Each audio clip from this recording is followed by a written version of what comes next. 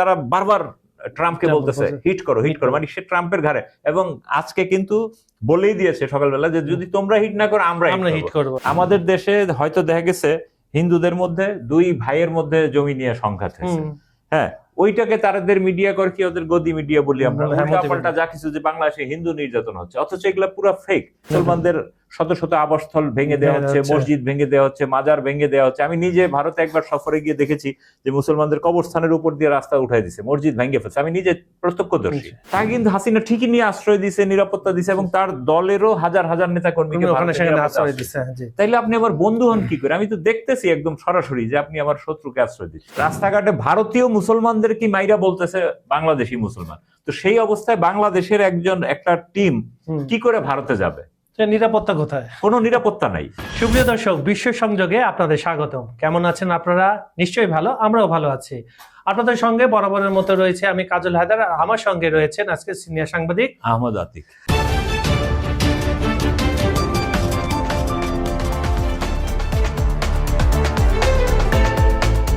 আতিক ভাই, সাধারণত আমরা তো জানেনই আপনি যে আমাদের অনুষ্ঠান মূলত আন্তর্জাতিক বিষয় নিয়ে কথা বলি, কিন্তু আজকে বাংলাদেশকে আমি এখানে ইনক্লুড করতে বাধ্য হচ্ছি, কারণ আপনি জানেন যে 12 তারিখে একটা নির্বাচন, এবং নির্বাচন কে ক্ষমতায় আসে না আসে এটা পরবর্তীতে আমরা জানতে পারবো 12 তারিখের পরে। কিন্তু এই নির্বাচনকে ঘিরে দক্ষিণ এশিয়ার একটা ভূ রাজনৈতিক পরিবর্তনের ইঙ্গিত পাওয়া যাচ্ছে। আপনি নিশ্চয়ই জানেন 2024-এর 5ই আগস্টের পরে শেখ হাসিনা যখন দেশ ছেড়ে চলে গেলেন, এক প্রকার পালিয়ে গেলেন বলতে গেলে, জনবিক্ষোভের মুখে, বিদ্রোহের মুখে, যেই বলেন আপনি, বিপ্লবের মুখে, তারপর থেকে কিন্তু ভারত থেকে একটু দূরত্ব বাড়লো এবং চীনের সাথে সিগনিফিকেন্টলি চীনের সাথে সম্পর্কটা আরো গভীর হলো। আপনার মনে আছে নিশ্চয়ই যে ডাক্তার ইউনূস প্রথম অন্তর্বর্তী সরকারের প্রধান হয়ে উনি কিন্তু প্রথম সফর চীনেই করেছেন, বেইজিং। এখন এই যে নির্বাচন, ভূ রাজনৈতিক সমীকরণ, এটা আপনি কিভাবে দেখছেন? আসলে বাংলাদেশের যে ভৌগোলিক অবস্থান, এটা সবসময় খুব গুরুত্বপূর্ণ। আপনি খেয়াল করবেন একদম ঠিক মিডল পয়েন্ট, এদিক থেকে পুরো আরব সাগর, বঙ্গোপসাগর হয়ে আরব সাগর, আবার এদিকে চীন সাগর, দুই দিকেই বিস্তৃত। তো চীন চাচ্ছে সেই দূরত্বটা আবার কাভার করে বাংলাদেশে আগের অবস্থানে ফিরে আসতে, এবং এই জন্য চীন আমাদের সামরিক খাতে চুক্তিও সাধন করেছে যে আমাদের যেন ড্রোন প্রযুক্তি ডেভেলপ করে এবং একটা কারখানা স্থাপন করে। এটা এক। আবার দুই, ডক্টর ইউনূসের সাথে চাইনিজ বিমান ক্রয়েরও একটা আলোচনা চলছে। তো এবং শেষ দিকে সেগুলা খুব বেশি ফিনিশিং এর দিকে যেতে পারে নাই। এখন এটা হয়তো পরবর্তী সরকারের উপর নির্ভর করবে। এখন বাংলাদেশের জনগণের জন্য তো এটা আসলে একটা গুরুত্বপূর্ণ বিষয় যে ভারতের সাথে সম্পর্কটা কিভাবে মেনটেন করবে। ভারতের সাথে আমাদের একটা বিশাল বাণিজ্যিক সম্পর্ক আগেও ছিল, এবং গত 17 বছর এটা আরো বেশি নির্ভরশীলতা তৈরি হয়েছে। যেমন পেঁয়াজের ইস্যু, আমাদের যখন দরকার পড়ে তখন তারা এটা স্টপ করে দেয়, আমাদেরকে একটা চাপে ফেলে মানুষের দুর্ভোগ তৈরি করে। তো এইভাবে যদি দুর্ভোগ তৈরি করে, আবার ঠিক যখন বর্ষার সিজন আসে তারা ঠাস করে পানিটা ছেড়ে মানে আপনার আমাকে কোনোদিন জানায়ও না, অথচ বন্ধুত্বপূর্ণ তাদের দাবি অনুযায়ী আমরা তাদের বন্ধু রাষ্ট্র। তো বন্ধু যদি হই, আপনি তো বন্ধুর ক্ষতি করবেন না। আপনি আগে অন্তত 2-3 দিন আগে জানাবেন যে আমরা কিন্তু আর পানিটা আটকে রাখতে পারছি না, আমরা ছেড়ে দিব। পেঁয়াজের ক্ষেত্র, যে আমরা কিন্তু তোমাদেরকে আগামী সপ্তাহ থেকে পেঁয়াজ দিতে পারবো না, তাইলে আমরা কিন্তু 1 সপ্তাহ সময় পেলে আমরা বিকল্প কোনো দেশ বা সোর্স যে কোনো জায়গা থেকে একটা ম্যানেজমেন্ট তৈরি করবো, মানে ইনফরমেশনটা দেওয়া। সেটা কিন্তু তারা এটা করেনি।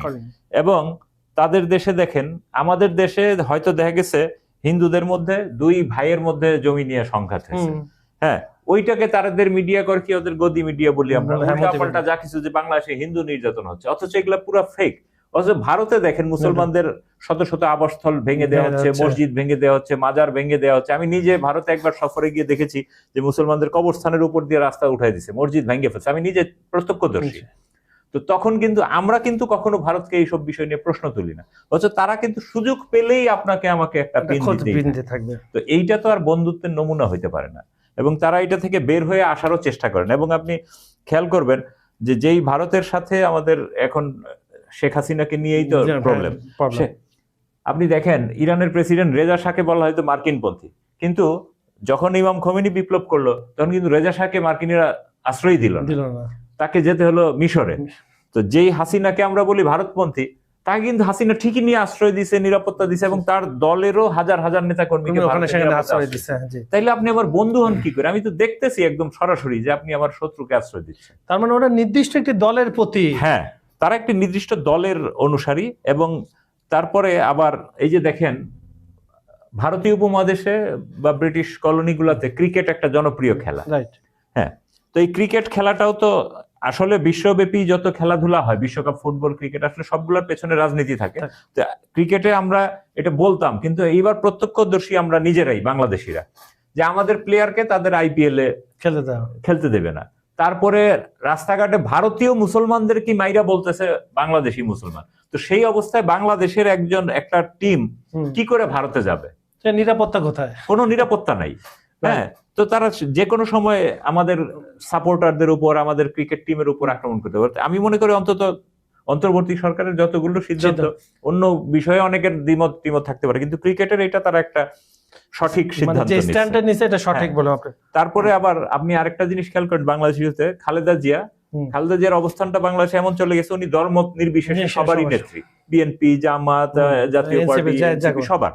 তো সেই খালেদা জিয়ার মৃত্যুতে আবার ঠিক জয়শঙ্কর, ওমা তুমি যেই হাসিনা আমাদের এই খালেদা জিয়ার জেলে রাখলো, তার মৃত্যুর জন্য দায়ী করা হচ্ছে, সেই হাসিনাকে তুমি আশ্রয় দিবে আবার, মানে মাছের মার পুত্র শোক আর কি।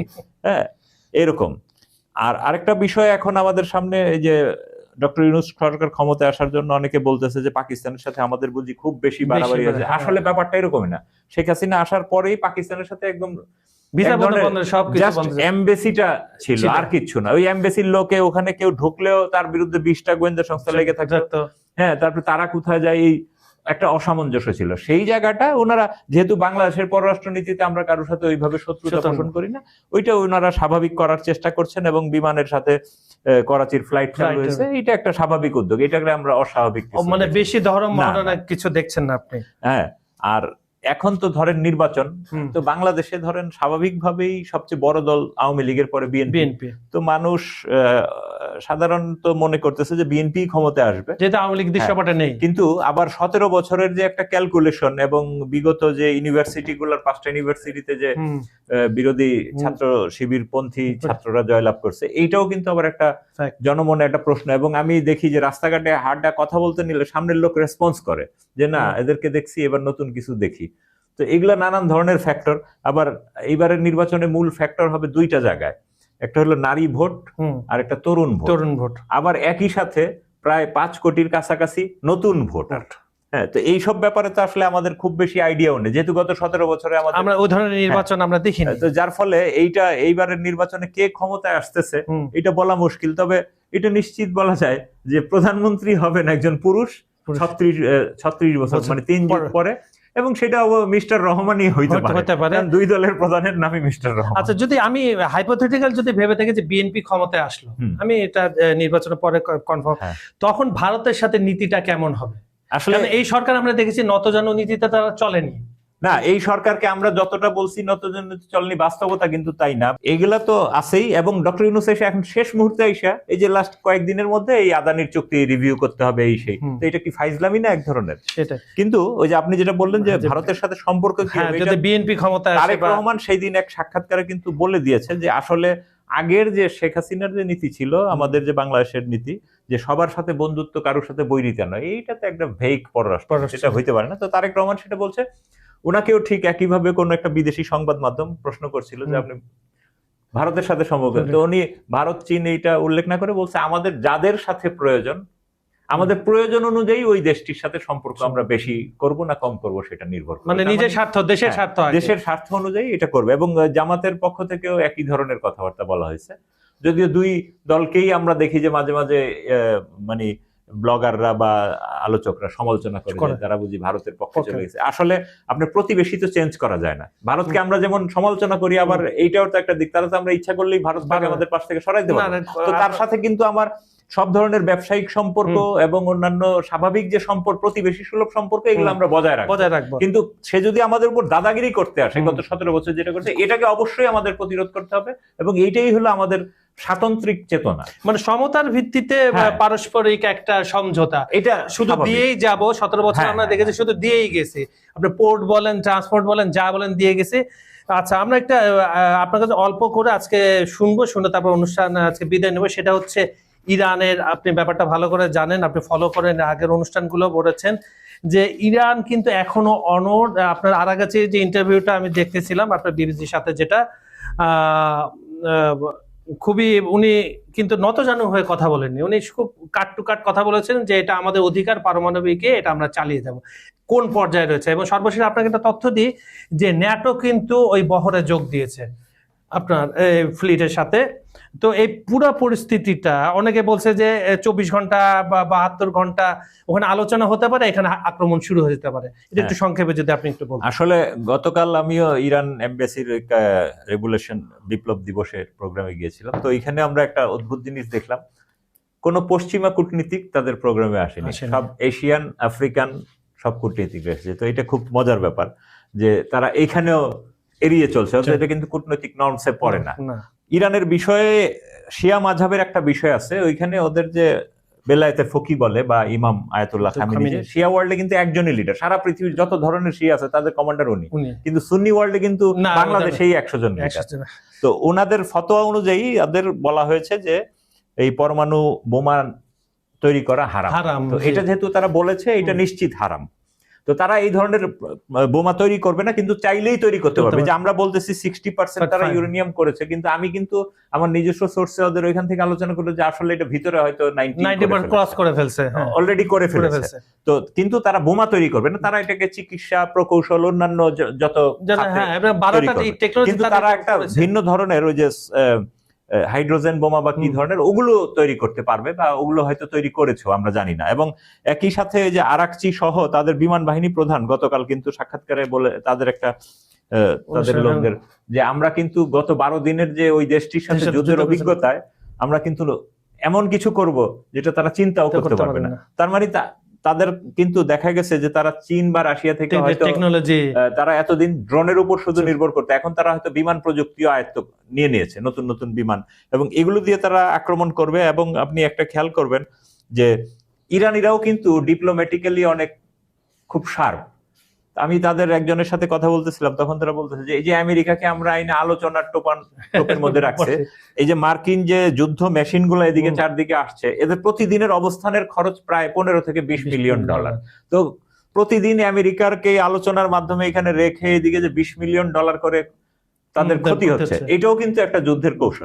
তো মার্কিনীদের কিন্তু অর্থনৈতিকভাবে এখানে ক্ষতি হচ্ছে, এবং ইরানিরাও এটা বিশ্বাস করে, আমরাও বিশ্বাস করি যে মার্কিনী এবং ওই যে মধ্যপ্রাচ্যের দেশটি এদের কোনো বিশ্বাস নেই, যে কোনো সময় তারা আক্রমণ করতে পারে। এবং ওই মধ্যপ্রাচ্যের দেশটির প্রতিনিধি দল মনে হয় আজকে আমেরিকা যাবে আলাপ করতে, এরা এই আলাপ করতে যে কোনো সময় ফাইট করে, এবং তারা বারবার ট্রাম্পকে বলতেছে হিট করো, মানে সে ট্রাম্পের ঘাড়ে। এবং আজকে কিন্তু বলেই দিয়েছে সকালবেলা যে যদি তোমরা হিট না করো আমরা হিট করবো। তো আমেরিকাও মজা পাইতেছে, তারা চিন্তা করেছে ঠিক আছে তুই হিট কর, পরে দেখা যাবে।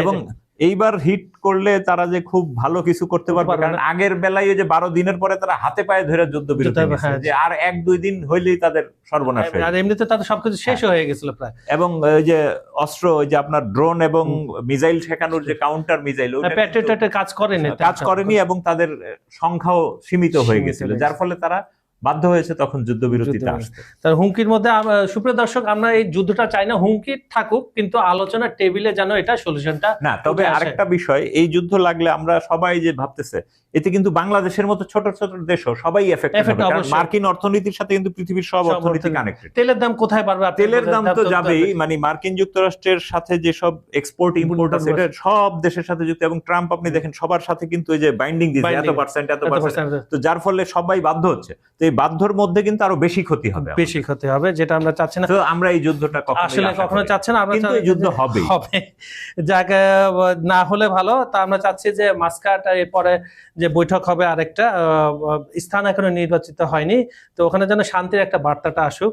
তো সুপ্রিয় দর্শক, বিশ্ব সংযোগে আজকের অনুষ্ঠানটা আপনাদের কেমন লেগেছে আমাদের কমেন্টে জানান। আর আমাদের অনুষ্ঠানটা পৃথিবীর কোন প্রান্ত থেকে আপনারা দেখছেন দয়া করে এটা কমেন্টে লিখুন, আমরা অবশ্যই পড়বো।